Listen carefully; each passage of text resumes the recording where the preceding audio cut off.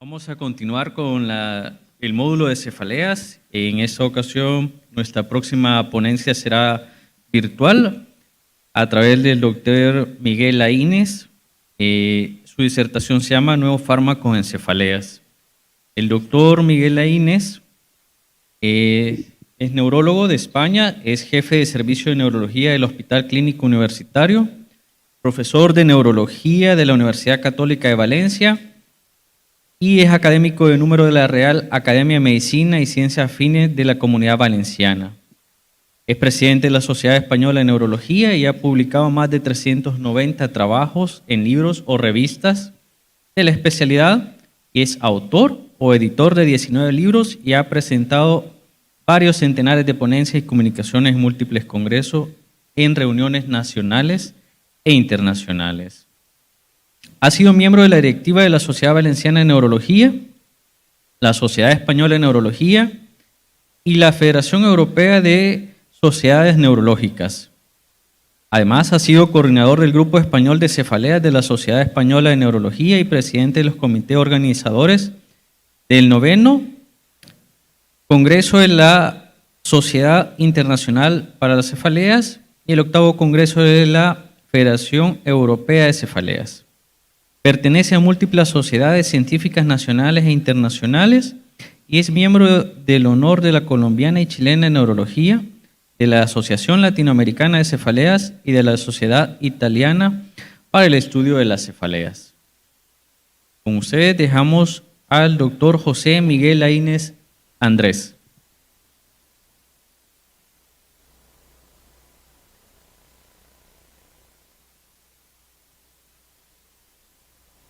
Buenos días, queridos amigos del Salvador, de nuevo con vosotros. Lamento que en esta ocasión es a distancia, pero vamos, con el corazón estoy ahí cerquita y espero que disfrutéis un poco de mi charla. Estos son mis conflictos de intereses y este año vamos a hablar de nuevos tratamientos en cefalea, pero siempre me gusta recurrir un poco a la historia y ver que el dolor de cabeza, desde que la humanidad existe, se empezó a tratar y bueno, hay grandes contribuciones, los egipcios, el famoso Tumi de los incas, la misma mitología. Sabemos que Palas Atenea nació de la cabeza de Zeus cuando Vulcano le golpeó porque tenía dolores de cabeza, o sea que la sabiduría viene del dolor de cabeza, y luego pues contribuciones de Hipócrates, Ateneo de Capadocia, Galeno, es decir que sin duda fueron los primeros que contribuyeron a descubrir el mundo de la cefalea y de la migraña. Y por nuestra parte cito este personaje que veis ahí a la derecha, es un médico valenciano que hablaba del tratamiento que se llama Arnau de Vilanova, que recomendaba altramuces destemplados con la orina del enfermo, que quizás no sea una buena alternativa hoy en día. Bueno, afortunadamente la historia ha avanzado. Creo que sobre todo en la segunda mitad del siglo pasado, los últimos decenios, avanzamos mucho en el conocimiento de la fisiopatología de la migraña y esto, sin lugar a dudas, ha dado lugar a la aparición de nuevos tratamientos, que es de los que hoy vamos a hablar. Uno de los elementos cruciales que se describió en el siglo pasado, pero que no se ha empezado en la terapéutica hasta el presente, ha sido el GCRP, el péptido relacionado con el gel de la calcitonina. Sabemos que es un elemento efector fundamental en la crisis de migraña y sabemos, si ya hubo un primer ensayo con una forma intravenosa publicado por Yesoles al principio de los 2000, en lo cual demostró que era un fármaco efectivo, que bloquear esta vía era efectivo en el tratamiento de la migraña. Y bueno, esto ha sido un poco, si vemos la perspectiva de los tratamientos que se han introducido en los últimos años, realmente donde ha cambiado, salvo los triptanes que se introdujeron como tratamiento sintomático con base fisiopatológica, realmente el siguiente momento crucial en el tratamiento de la migraña ha sido la introducción de los fármacos anti-GCRP, porque son los primeros, es decir, sobre todo en la parte preventiva, que obedecen o realmente están basados en el conocimiento fisiopatológico. En este sentido, el GCRP hemos dicho que es un elemento fundamental en la crisis de migraña y podemos bloquear dos cosas. Podemos bloquear el ligando, como lo hace algún anticuerpo que es frente al ligando, o podemos bloquear, perdón, como lo hacen la mayoría de los anticuerpos, y podemos bloquear el receptor, como lo hace el Erenumab, o como lo hacen los gepantes que bloquean el receptor, ¿no? Los gepantes, esto ha sido las moléculas, falta alguna como es el zavegepan, estos han sido los que se han desarrollado en los últimos años, la mayoría de ellos los monoclonales en la parte final y en la parte de arriba los moléculas pequeñas dirigidas al tratamiento agudo y preventivo, ¿no? En general, los anticuerpos son grandes, son específicos, requieren administración parenteral, tienen un intervalo de dosis largo, no tienen vía metabólica de eliminación y tienen poco riesgo de interacciones. Las moléculas pequeñas son como todas, son menos específicas, pueden cruzar la barrera, se administran la mayoría oralmente y requieren dosis más cortas y pueden interferir con otras drogas o con otros metabolitos a través de la vía del citocromo u otras, ¿no? Lo primero que se introdujo en la práctica clínica fueron los anticuerpos monoclonales.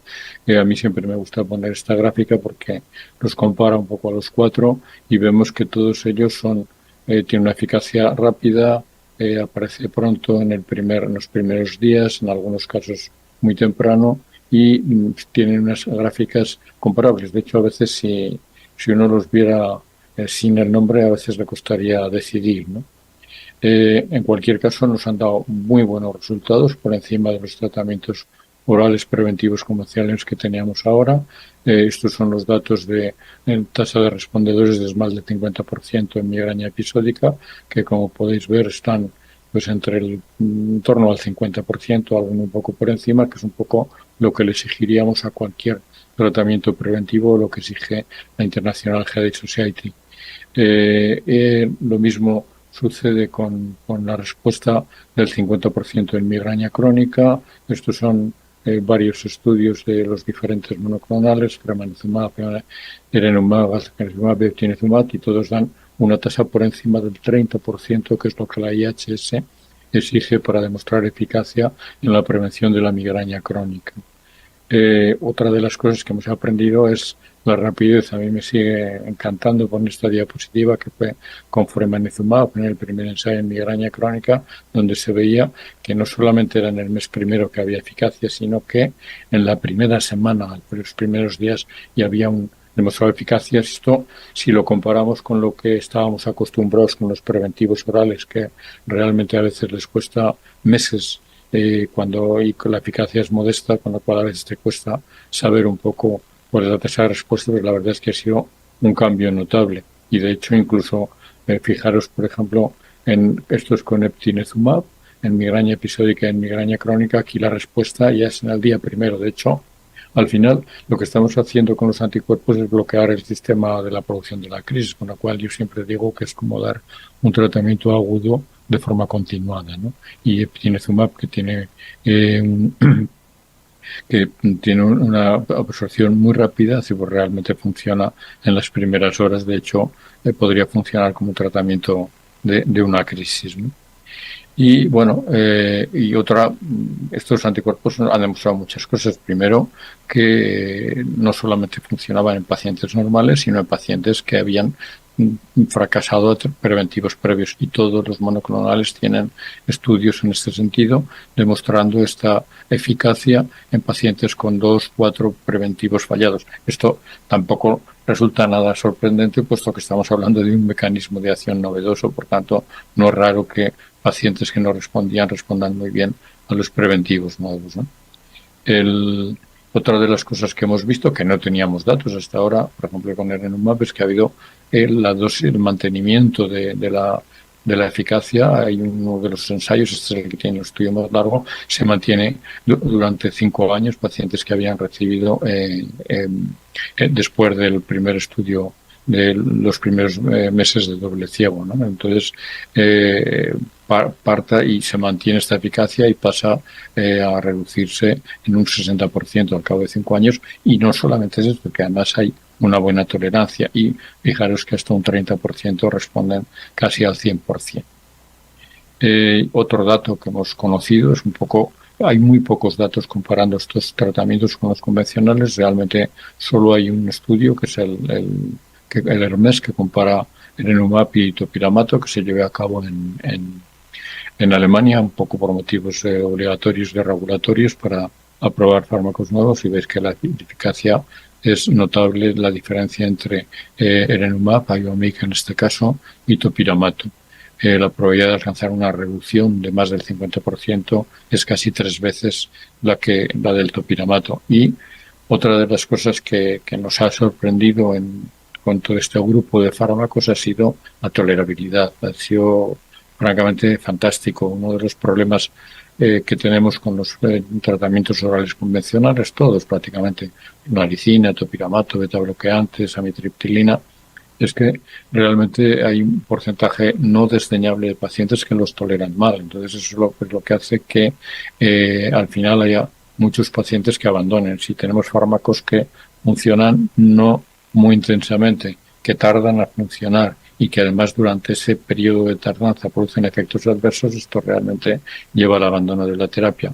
Esto no sucede afortunadamente con los monoclonales. Este es un metaanálisis, pero hay varios, es decir pero donde podéis ver es que realmente no hay diferencia entre el placebo. Esto realmente lo hemos venido viendo. Nosotros hemos participado en ensayos clínicos, bastantes ensayos clínicos con todos los monoclonales, y realmente nunca hemos sido capaces de distinguir el placebo del fármaco activo. Yo, de hecho, siempre recuerdo uno de los últimos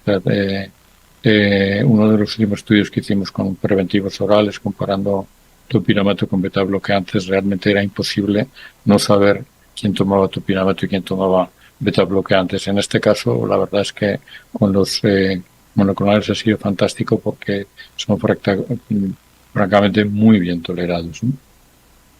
Y bueno, aparte de los monoclonales, es decir, aparte de la vía del CRP, ha habido otra vía que se ha introducido recientemente y que en algunos países, incluido el nuestro, se ha comercializado, que son tratamientos diferentes para el manejo agudo de las crisis. Y uno de ellos ha sido el lasmiditan. Lasmiditan, sabéis que es su mecanismo de acciones sobre el 1F, es decir, uno de los problemas que siempre se iba buscando, con una de las cuestiones que siempre se planteaba con los tratamientos agudos, con los triptanes especialmente, era su seguridad cardiovascular. Es cierto que llevamos muchos años y realmente se han mostrado muy seguros, pero siempre tenemos la contraindicación en pacientes con riesgo cardiovascular, en pacientes con antecedentes de ictus, de enfermedad coronaria, y se han desarrollado una serie de fármacos para intentar paliar esto y buscando una eficacia de ese estilo. Él decía, en la línea un poco de los agonistas serotoninérgicos, es decir, está en los bloqueantes del 1F, está el lasmiditan, ¿no? El lasmiditan tuvo un primer ensayo que publicamos ya hace unos años, luego ha estado un poco más parado y finalmente se han publicado recientemente una serie de ensayos que han confirmado su eficacia.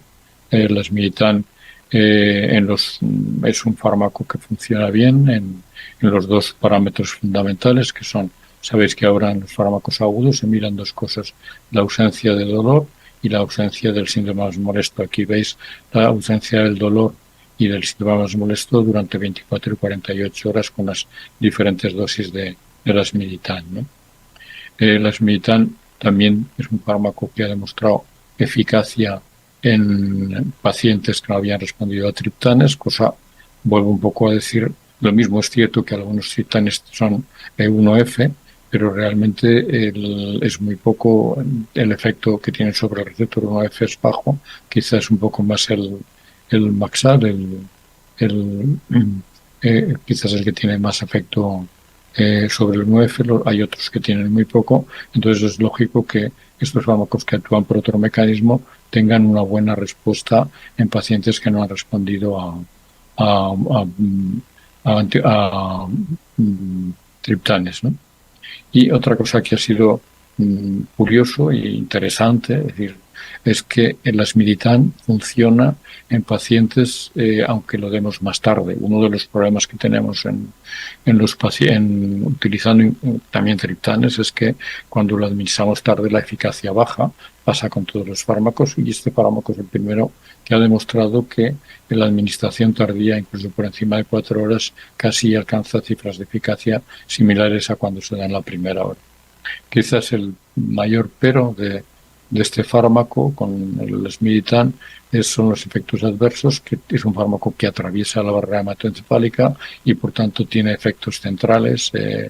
En general los más frecuentes son mareos, parestesia y somnolencia. De hecho, es un fármaco en el que tiene en el label tiene una indicación de no conducir en las siguientes 2 horas porque da somnolencia. Esto es un inconveniente en global para una persona activa, pero puede ser una ventaja para una migraña de un domingo tranquilo en casa de alguien que además le permite descansar.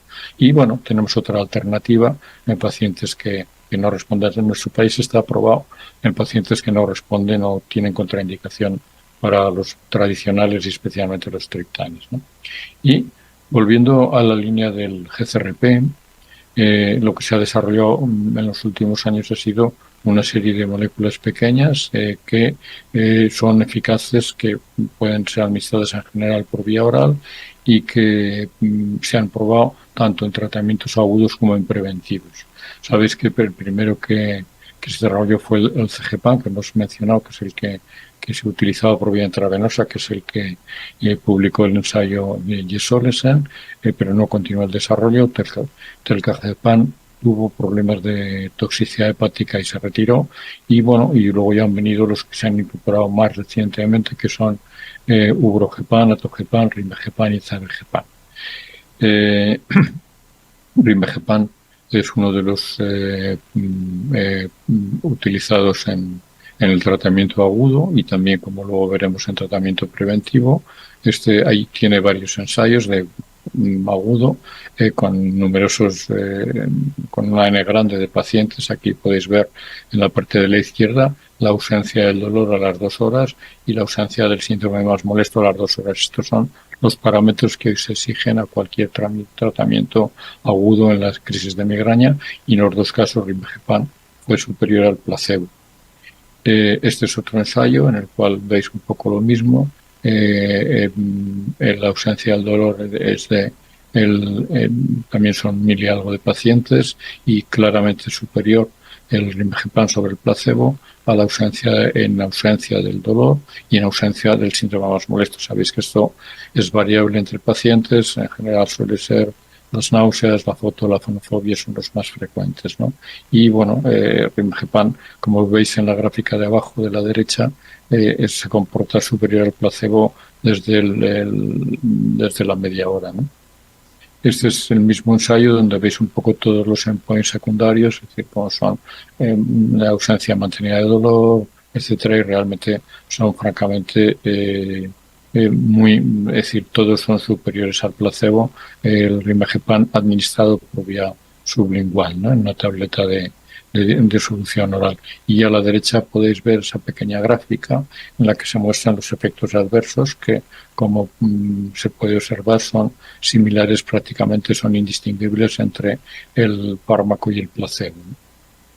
Ubrogepam tiene algunos estudios también, este es uno de ellos, es decir, con las 2 dosis de 50 y 100 miligramos y también superior en los 2 síntomas fundamentales, ausencia del dolor, ausencia del síntoma más molesto. Este es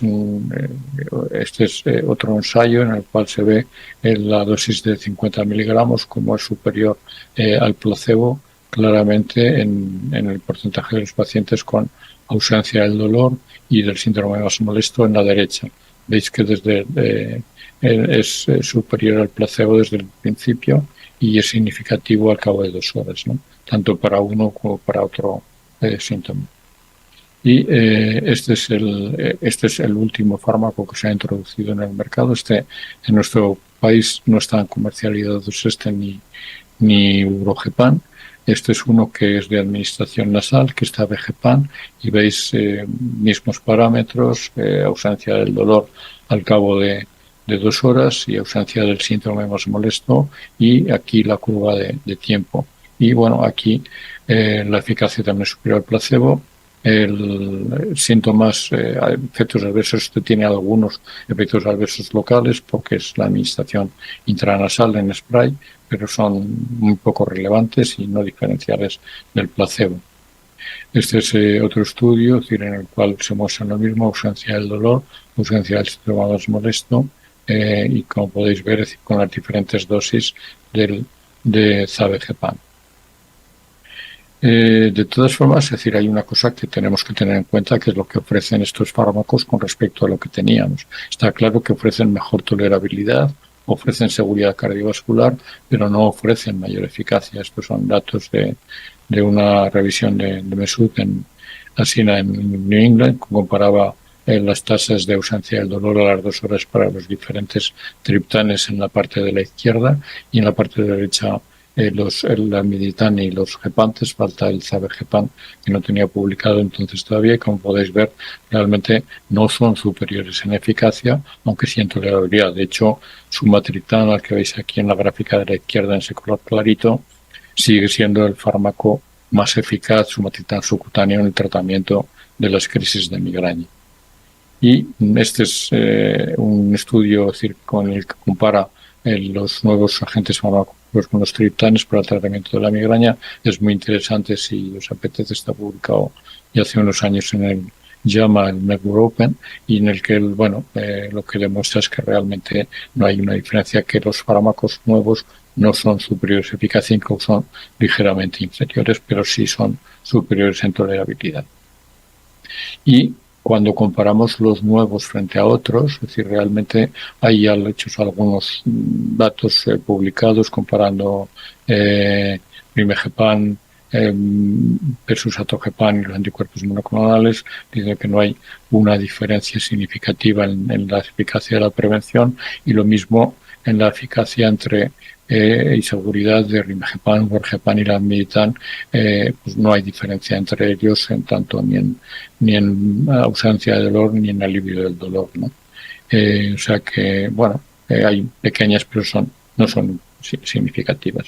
Bueno, y el rimegepam, es decir, hizo un estudio, después del estudio agudo, hizo un estudio de seguimiento, dejando que los pacientes utilizaran como tratamiento aún durante un año el rimegepam para las crisis. Se vio que los pacientes, según iban tratando en las crisis, más crisis, reducían la frecuencia de las crisis de migraña.